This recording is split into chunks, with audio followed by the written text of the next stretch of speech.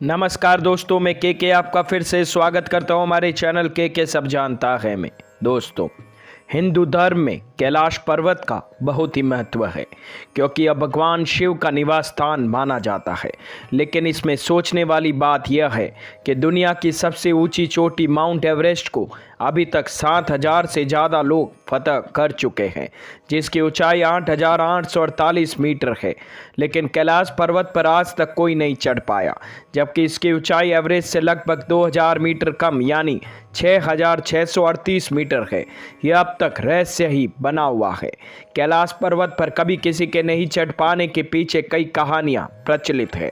कुछ लोगों का मानना है कि कैलाश पर्वत पर शिव जी निवास करते हैं और इसलिए कोई जीवित इंसान वहां ऊपर नहीं पहुंच सकता। मरने के बाद या वह जिसने कभी कोई पाप न किया हो, केवल वही कैलाश पर्वत पर फतह कर सकता है। ऐसा भी माना जाता है कि कैलाश पर्वत पर थोड़ा सा ऊपर चढ़ते ही व्यक्ति दिशाहीन हो जाता है। चूँकि बिना दिशा के चढ़ाई करना मतलब मौत को दावत देना है, इसलिए कोई भी इंसान आज तक कैलाश पर्वत पर नहीं चढ़ पाया। मीडिया रिपोर्ट्स के मुताबिक एक पर्वतारोही ने अपनी किताब में लिखा था कि उसने कैलाश पर्वत पर चढ़ने की कोशिश की थी, लेकिन इस पर्वत पर रहना असंभव था क्योंकि वहां शरीर के बाल और नाखून तेजी से बढ़ने लगते हैं। इसके अलावा कैलाश पर्वत बहुत ही ज़्यादा रेडियो एक्टिव भी है। इसके अलावा कहते हैं कि कैलाश पर्वत का स्लोप कोण भी 65 डिग्री से ज़्यादा है, जबकि माउंट एवरेस्ट में यह 40 से 60 का है, जो इसकी चढ़ाई को और मुश्किल बनाता है। ये भी एक वजह है कि पर्वतारोही एवरेस्ट पर तो चढ़ जाते हैं लेकिन कैलाश पर्वत पर नहीं चढ़ पाते। रूस के एक पर्वतारोही सर्गे ने बताया कि जब मैं कैलाश पर्वत के बिल्कुल पास पहुंच गया तो मेरा दिल तेजी से धड़कने लग गया। मैं उस पर्वत के बिल्कुल सामने था जिस पर आज तक कोई नहीं चढ़ सका, लेकिन अचानक मुझे बहुत कमजोरी महसूस होने लग गई और मन ख्याल आया कि मुझे यहाँ और नहीं रुकना चाहिए। उसके बाद जैसे जैसे मैं नीचे आता गया मेरा मन हल्का होता गया।